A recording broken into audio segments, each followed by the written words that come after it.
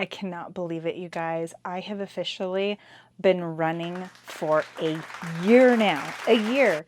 I mean, yeah, I took a couple months off because I had my injury, but still, this is my running versary. Roughly a month, I'm going to be running another race that I ran last year. And I'm kind of excited to see where things are different in this race. It was the very first 5K race I ever did. It was very unexpected. I was only a couple weeks into my training and I wasn't quite ready for a 5K distance yet, but I ran it anyways and I had so much fun. I just made it part of my training.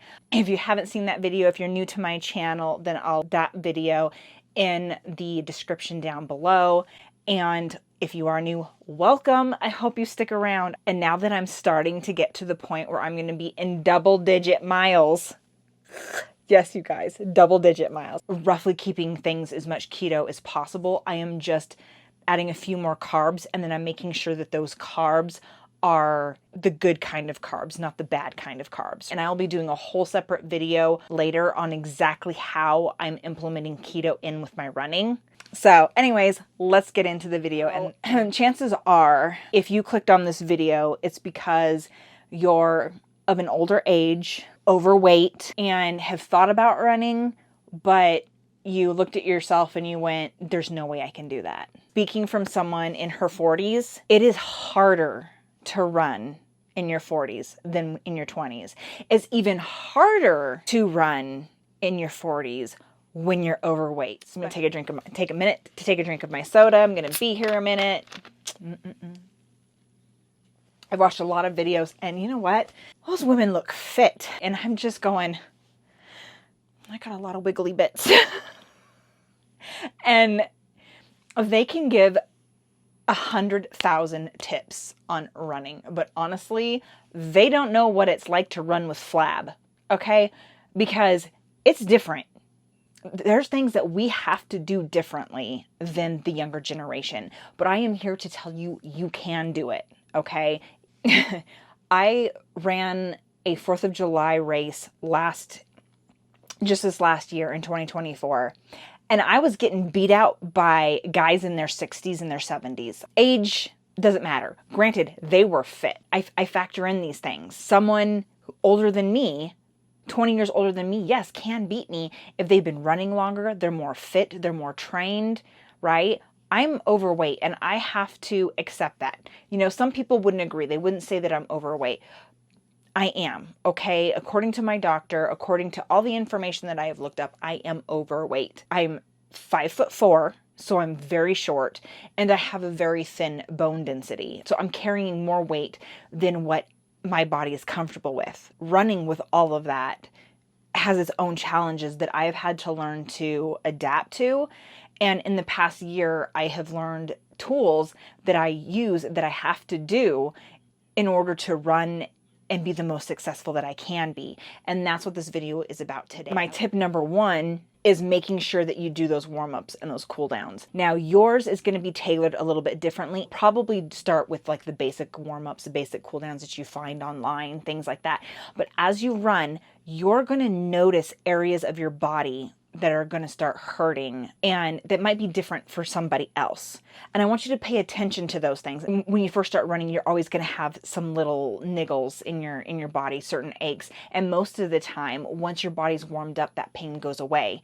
But if you notice something kind of sticking around, or maybe it's something that when you first start, it starts aching a little. And then once you start running, it goes away. But then the minute you stop and you start walking, the pain comes back again. Okay. These are things that I want you to pay attention to, because when you're doing your warm-ups and your cool-downs, you're going to start modifying things. Okay, you're going to find these aches, and then what I want you to do is I want you to find, and YouTube's the perfect place to do this, exactly the target areas and stretches and warms up and cool downs that I can do that target those specific areas. Warming up for me is just getting the body pumping, getting the muscles, getting the blood to the muscles, right? So that when you go out running, it doesn't have to figure all that stuff out right away. That's the whole point of what the warm up is supposed to do, so that when you start running, you don't risk injury. That brings me to tip number 2, yoga. I have never been a fan of yoga. And I don't do yoga all the time. It's not something that I do every single day. I do incorporate yoga on my rest days or even on my strength training days. Stretching, just the stretching. I'm not worried about, doing weird things where I'm standing on my head because, let's face it, I can't stand on my head. Really just loosen those muscles. There's days when I wake up and I get out of bed and I feel really stiff. I'll take about 10 minutes to do like a morning yoga stretch, and it's been great. I might actually start incorporating more. When I start to do my warm-ups, I feel like my muscles aren't taking as much time to warm up because I've been incorporating some morning yoga. Only 10 minutes, so it's not a lot. As you get older, your muscles just get tighter and tighter and tighter, and it gets harder and harder to loosen them up, which can make running hard to do because your muscles are so tight, and then you start hurting. I know I say yoga, and that has a tendency to scare people, but yoga really isn't that hard unless you want it to be. I mean, it's got different levels of intensity. If you're just doing stretches for like loosening muscles, there's all sorts of videos out there that you can use yoga with that you will find on YouTube that won't cost you a dime. Tip number 3 is water. Drinking plenty of water and making sure that you bring water with you on every single run, not just the long runs. You're probably going, yeah, well, everybody has to do that. And yeah, they do. But I feel like for us older, overweight people, it's a little bit more important because we can hold lots of inflammation, and it can be harder for that inflammation to go down. And I say this because I'm someone who doesn't like water. I can go an entire week without having had any water at all. And I know that that's bad. And that's something that I'm completely working on, especially in my runs. And it's definitely something that you want to incorporate early on before you start racing, so that when you do get to races, it's not going to be weird and it's not going to make you feel sick to be drinking water while you're running because you'll be used to it. It will help strengthen muscles. It'll help loosen your muscles when you're stretching, things like that. I definitely suggest waking up and drinking about an 8-ounce glass of water before you have your coffee, before you have your soda, whatever it is that you like to drink in the morning. And that will just kind of help set you up for the day. You do that along with your yoga stretches. It's like, I can't even explain it until you try it, but drink your water, do your yoga stretches. I guarantee you, you're going to feel so refreshed. My next tip, which is tip number 3, I believe. If it's not, I'll just put it down there below. I think I lost count already. Is proper nutrition while running. I feel like for us older, overweighters, we burn through things so much faster because we are working harder, especially if you're a slower runner. And I am a slower runner, okay?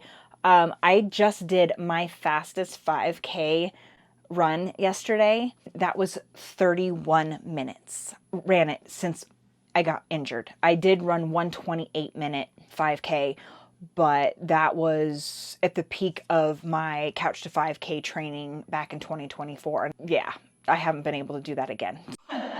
But when I ran my 8 miles, it took me an hour and a half. So I definitely see myself being probably a 4.5, 5-hour marathon runner at the point of my fitness right now. So I'm older, I'm overweight, and I'm a slow runner. When you factor in those 3 things, you've really got to be paying attention to the nutrition that you put in your mouth. I don't let myself go beyond 4 miles without eating something. I'm working overtime, okay? My body's carrying more weight. I suggest eating something an hour before you go out on your long runs. Tip number 4 is making sure that you're bringing electrolytes on your runs, especially when it's hot. I can't necessarily speak for age, but I know, I used to be skinny. Back when I was in high school, I was a little twig. So I know what it is to be skinny, okay? And young and skinny, and I know what it is to be overweight. And I have noticed that I sweat a lot more now that I'm overweight. I sweat buckets. I never used to sweat like that when I was younger. and skinnier. Okay, so it probably has something to do with my age too, but with my weight, I get hot so much faster. My body's already working overtime because of all the extra weight that it's carrying. My bones, my muscles, they're all carrying extra, and I sweat like crazy.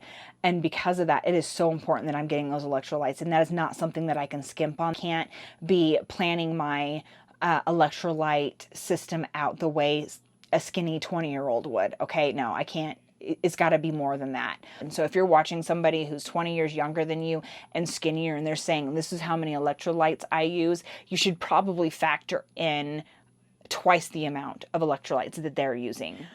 Tip number 5, have some kind of foot care plan. Most people don't really worry about it. You hear runners all the time on the internet talking about their feet and, you know, their foot care, and they're like, foot care? What foot care? Like, I don't even have toenails on my feet. And you know what? It's very realistic things. If you're going to be an ultra runner, long distance runner, ultra marathoner, whatever, you got to expect that your feet are going to have issues. Like, I have a bruised toenail, and I'm pretty sure like one of them's wiggling, so I might end up losing a toenail myself.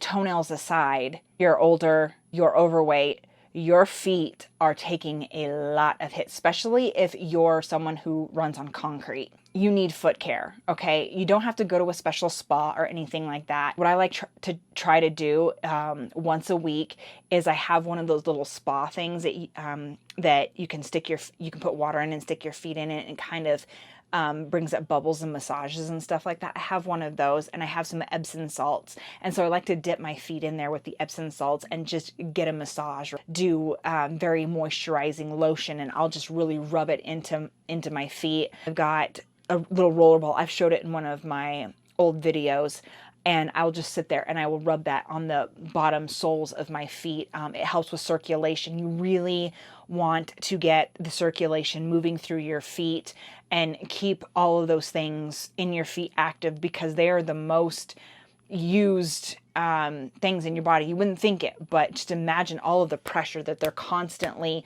slamming into the ground, right? Like, you need to be on top of that, okay? It's like owning a car, but never servicing your tires. They get a lot of wear on them. You have to take care of them. And then that leads me into my tip number 6, which is proper footwear. If you've been with me for a while, you will know that I started out with like a $50 pair of shoes that I found on Amazon that people were raving that they were great to run in.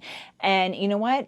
When I was running 5K distances, sure, they worked out okay. At the time, I didn't think I had any problems. And then it led to my injury, which, again, if you've been on my channel for a while, you've been following me, you know that I ended up fracturing my foot. I learned real quick that I needed better footwear. Again, overweight, I am putting a lot more pressure on my feet than somebody who is thinner. And it's not just about the weight itself, but it's the distribution of your weight. Okay, so if you hold your weight in your backside, now imagine how that's going to feel on your back and how you're going to end up compensating with your feet. You're going to run differently. If you've got a lot of weight in your thighs and you're worried about rubbage and things like that, you're going to run differently, which means of hurting your feet because of the way you're stepping and the way you're compensating for all that extra weight. Not to mention the extra shock, because when you're overweight, you've got wiggly bits. And you know what that means. When you take a step when you're running, jiggle, jiggle, jiggle, jiggle. Next step. Jiggle, jiggle, jiggle, jiggle. Imagine that rotation, that friction. It might be your sides that are jiggling, but the velocity of that jiggling is rolling down your hips, down your legs, into the feet that are pounding into the concrete. For me, I'm using Hoka ones. These are the ones that I bought after my injury and I started wearing, and I have already noticed a huge difference. There was things that I was experiencing while I was running when I first started my Couch to 5K in my cheaper running shoes. I thought that it was just that I was new to running and that my body wasn't used to it, and so that's what I figured those pains were, until I got these and I put them on, and suddenly I was like, my feet don't hurt at all, like at all. Interesting. And also with shoes, they say after so many miles, change your shoes, get new ones. I suggest that you do even less miles than that, because again, with you being overweight, you're really pounding into these heavier than a skinny person would, which means you're going to wear them out faster. Something else, I haven't implemented it yet, but I'm going to start doing it. I'm going to be replacing these shoes soon, and what I'm going to do is I'm going to buy 2 pairs. Okay, and then what I'm going to do is I'm going to alternate wearing them on run days, because you've got all this foam in here, right? This cushy stuff.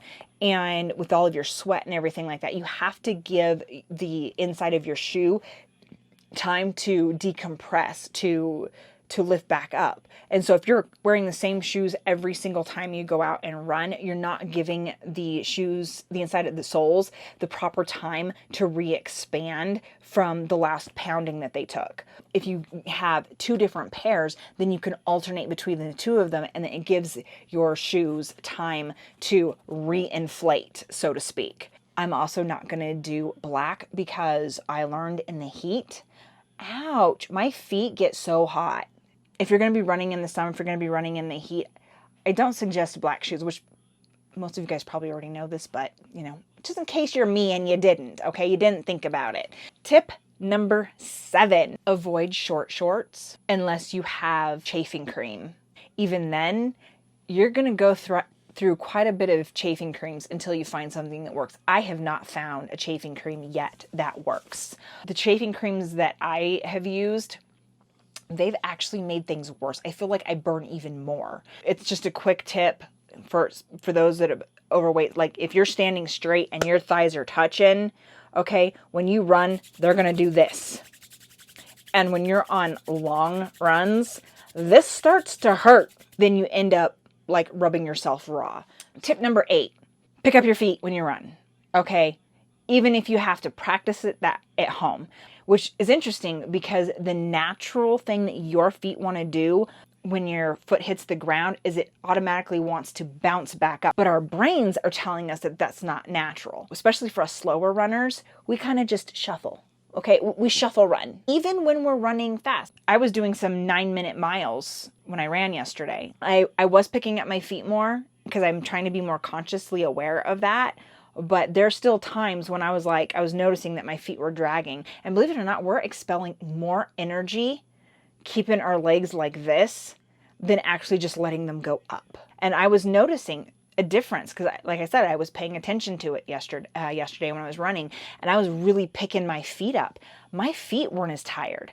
I increased my cadence as well, which, you know, again, I've talked about cadence before, and it really does make a huge difference. Like, my legs didn't hurt at all. My legs were not tired. Like, I felt like they could have kept going. It was my breath that was bothering me, because I'm still getting over my sickness. The reason why I say it's important to pick up our feet is because, one, that's not something we're thinking about as overweight older runners. Okay, we're like, pick up our feet. Nah, I don't want to do that. Like, have you seen my legs? It's hard to pick these babies up. However, twice, I have fallen because I wasn't properly picking up my feet. I have tripped over something and I have hurt myself. I skinned up my knees, and I actually have like a scar right, can't really see it in the screen right here, from my old injury. But I fell again, and I skinned up my the palm of my hand. I've got, like, I don't even know if you guys can tell, but this entire knee right here is bruised. And then I ended up getting this owie on this knee. As much as I just want to shuffle run, because it's just easier than having to pick up my thighs when I'm running, I'm really becoming more conscious about picking up my feet, because honestly, if I just pick up my feet, I wouldn't be tripping over little divots in the sidewalk, okay? Because I'd be picking my feet up. As weird as this tip sounds, trust me, work on picking up your feet, okay? Even if that means in your exercises, you start doing more running in place where you're like kicking your legs up like you're trying to kick your butt, right? I've been implementing some of those exercises to kind of help get my legs and my body used to picking my feet up, right? Because you don't have to be that extreme when you're actually running, but maybe you can find a middle ground that works for you, right? Strength training. Some of you are probably going, oh, well, that's easy. Like, everybody strength trains, no matter your age or your weight or anything. People just strength train. You would be surprised the amount of runners that I see that do no strength training whatsoever. I've actually increased my strength training from what I was originally doing in the beginning. Now I'm doing about 60 minutes of strength training every single week. I'm also incorporating cross training, so I've been doing bicycling. On my recovery days, I take my dog and I go for a walk. So even on the days that I'm resting or recovering, I am not sitting idle. I'm actually thinking about getting a membership to our recreational pool area and incorporating some swimming as well. So I have seen huge differences with strength training in a lot of areas, including helping with weight loss, which again, that's something I'm going to talk about in a different video. It's going to be a fun topic, so I hope you guys stick around and be looking for that one as well. Strength training is definitely key. It'll help tighten some jiggly areas. It'll help strengthen muscles so that when you're running, you're not just going to be relying on the muscles you do have to support all of your weight. You are going to start building muscle in other areas of your body that's going to help you with that weight. Okay, I'm someone who has a bad back. I have 3 herniated discs in my back that I've been told by several doctors I'm too young to worry about it. I'm overweight, just lose the weight, things will be better, blah, blah, blah, blah, blah. I'm very conscious of my back. And so I have been working on things like tightening my core, because tightening my core is putting muscle in my core, which is then taking weight off of the muscles in my back. So the muscles in my back have been having to do double the work because I have such a weak core that my core hasn't been able to help. So you've got to think of every muscle in your body as a working team. They help each other out. Think of all the muscles you have in one leg. Now think of your leg operating on only a quarter of what its capabilities are. Think about what you're doing to that poor muscle that you do have, right? But if you're doing strength training and you're strengthening up all the other muscles, suddenly your leg doesn't just have to rely on one muscle to move, okay? Now suddenly it's got 5 or 6 muscles, okay, which means better movement for your leg. It's going to be stronger.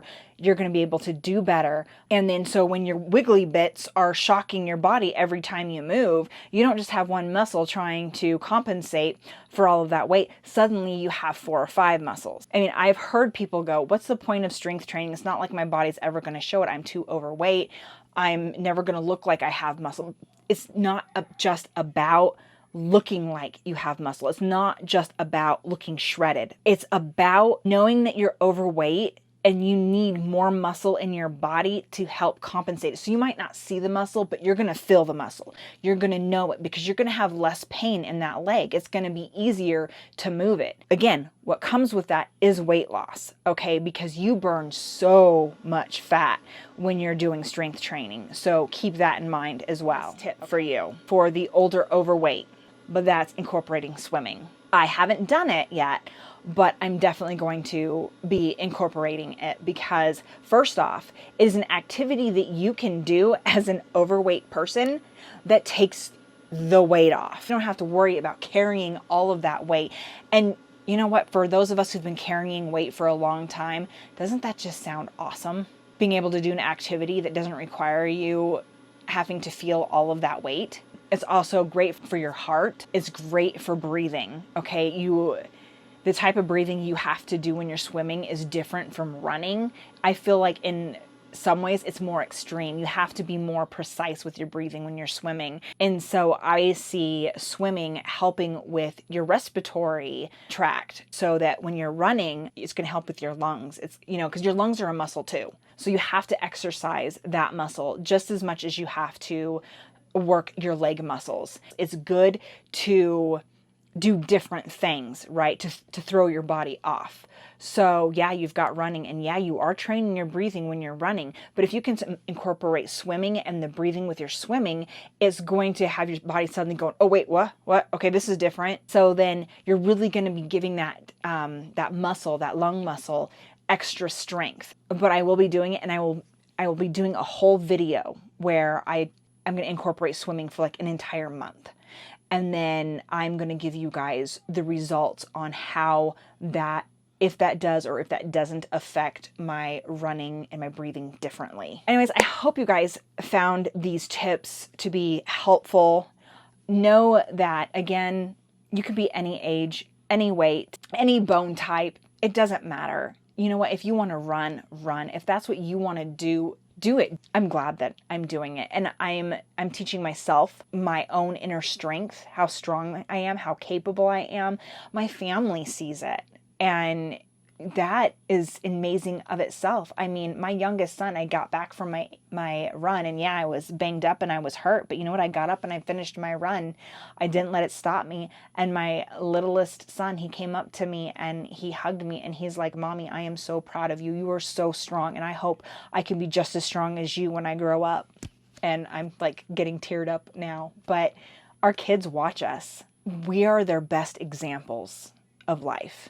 And what we do matters. How we treat people matters. There's nothing more important to me than my kids, protecting them. I will fight for my children. But anyways, the point is, you're not just changing your life, but you're changing the lives of those around you. I've had people stop me as I'm doing my cool down walk and tell me that they've been watching me run for the past year and that I have inspired them. I talked to one lady for about 5 minutes and she said that she's been watching me run back and forth with my dog for the past year, and I inspired her to get up and start walking. She's like, "I'm nowhere close," because you know she's overweight too.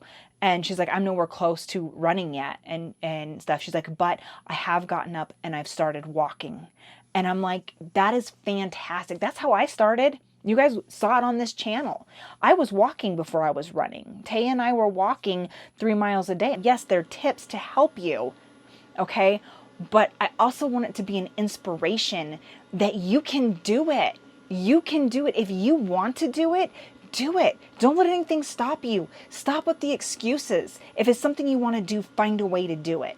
And I hope some of these tips can be of help for you to do that. Let me know down in the comments below. Are you a runner? Are you thinking about running? Do you have any questions? Maybe something that I can help you with? Maybe you just need someone to help you get motivated.